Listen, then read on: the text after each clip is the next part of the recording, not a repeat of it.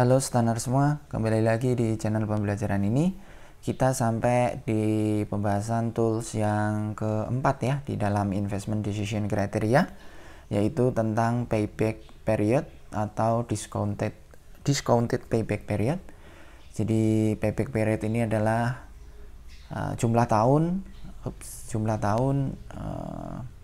yang kita butuhkan, yang kita perlukan untuk mengembalikan lagi initial cash outlay atau modal awal yang digunakan dalam investasi, atau bahasa sederhananya adalah kapan balik modal gitu ya. Nah, bedanya antara payback period dan discounted payback period. Kalau payback period itu kita hitung, kita bandingkan berapa lama mengembalikan cash initial outlay itu benar-benar dari nominal cash inflow yang diperoleh. Itu yang payback period ya. Jadi nominalnya langsung dipakai, langsung digunakan untuk memperhitungkan initial outlay. Sedangkan kalau discounted payback period gitu ya, yang ada D-nya ini, maka kita diskon dulu cash inflow yang diperoleh di tahun-tahun setelah proyek itu berjalan gitu ya, itu didiskon dengan discount rate tertentu, baru kemudian diperhitungkan untuk offset atau memperhitungkan initial outlay. Nah, itu aja bedanya. Nah, ke kriteria keputusannya gitu ya, decision kriterianya, kita akan terima proyek jika payback period atau discounted payback period itu kurang dari sejumlah kriteria atau sejumlah standar waktu pengembalian modal ini. Jadi pre-specified maximum number of years. Nah, untuk lebih jelasnya kita lihat contoh di Excel sebagai berikut. Nah, ini contoh penghitungan payback period dan discounted payback period. Yang pertama kita coba hitung payback periodnya dulu ya. Sekali lagi, payback period ini bahasa gampangnya, sederhananya adalah balik modal gitu. Nah, ini kita pakai contoh masih sama dengan contoh-contoh sebelumnya. Satu proyek initial outlay-nya 1,8 miliar, ini cash inflow-nya. Terus kemudian kita hitung kapan proyek ini tuh balik modal. Itu makanya kita buat satu semacam timeline juga ya. Jadi ini tahun ke 0 kita keluar cash outflow atau modal sebesar 1,8 miliar. Tahun pertama kita mendapatkan pemasukan 210 juta, tahun kedua 340, tahun ketiga 650, tahun keempat 875, dan tahun kelima 1 miliar 20 juta. Nah, terus kemudian kita buat yang namanya akumulatif cash inflow. Jadi di tahun pertama itu kan kita mendapatkan cash inflow revenue sebesar 210. Modal yang kita keluarkan 1,8 miliar. Maka akumulatif cash inflow-nya masih minus 1590. Dari minus 1,8 miliar ditambah 210 juta.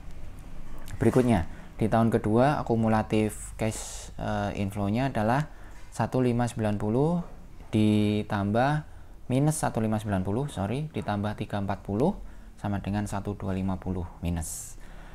Di tahun ketiga akumulatif cash inflow-nya minus 1250 ditambah 650 sama dengan masih minus 600.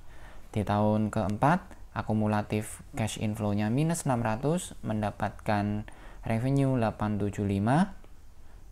Maka di tahun keempat ini akumulatif cash inflow-nya 275. Nah, berarti di antara tahun ketiga dan tahun keempat inilah payback period dicapai. Gitu ya. Nah, persisnya di angka berapa atau di tahun ke berapa. Nah, itu kita hitung persisnya itu adalah di tahun 3,69. Nah, dari mana 0,69 ini dihitung? Angka ini dihitung dari minus 600 dibagi, atau nggak usah minus lah ya, 600 dibagi 875 itu 0,69. Jadi di tahun ini kan 3 ya, sebelumnya 3, jadi di tahun 3,69. Nah, ini payback period. Nah, berikutnya kita hitung discounted payback period. Sebelumnya mungkin ada pertanyaan, terus apa bedanya payback period dan discounted payback period? Discounted payback period itu kita gunakan ketika kita sebagai project owner itu lebih konservatif gitu ya, ingin lebih berhati-hati, ingin lebih memperhitungkan kapan balik modal itu disesuaikan dengan discount rate yang kita pakai gitu. Nah, makanya perhitungannya menjadi seperti ini.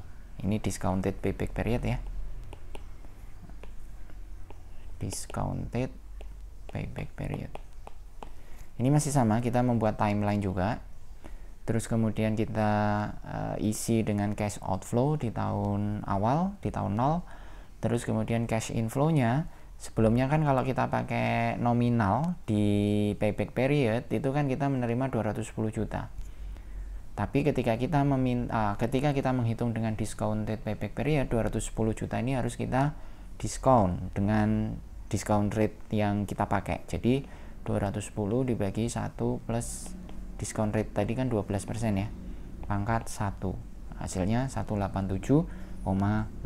Demikian juga yang tahun kedua, cash inflow-nya kita diskon 340 dibagi 1 plus 12 pangkat 2, 12% maksudnya, hasilnya 271,05.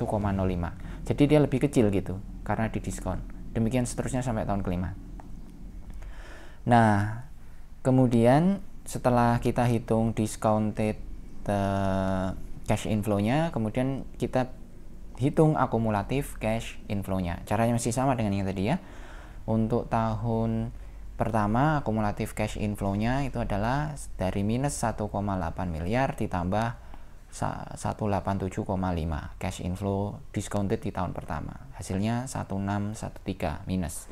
Di tahun kedua, akumulatif cash inflow-nya minus 1613 ditambah 271,05, hasilnya 1341. Demikian seterusnya sampai di tahun keempat itu akumulatif cash inflow-nya minus 323, masih minus ya di tahun keempat. Dan di tahun kelima ada cash inflow discounted 578. Jadi akumulasi di tahun kelimanya 256. Nah, dari sini kita tahu berarti discounted payback period untuk proyek ini adalah di antara tahun keempat dan tahun kelima gitu. 4, sekian. Nah, berapa tepatnya? Tepatnya adalah 4,56. Dari mana 0,56 ini diperoleh? Dari 323 yang ini ya, dibagi dengan 578 yang ini, hasilnya 0,56. Nah, demikian saya tulis dulu ini 4,56. Demikian pembahasan tentang discounted payback period kita. Kalau masih ada pertanyaan, silahkan post di kolom komen di bawah. Terima kasih.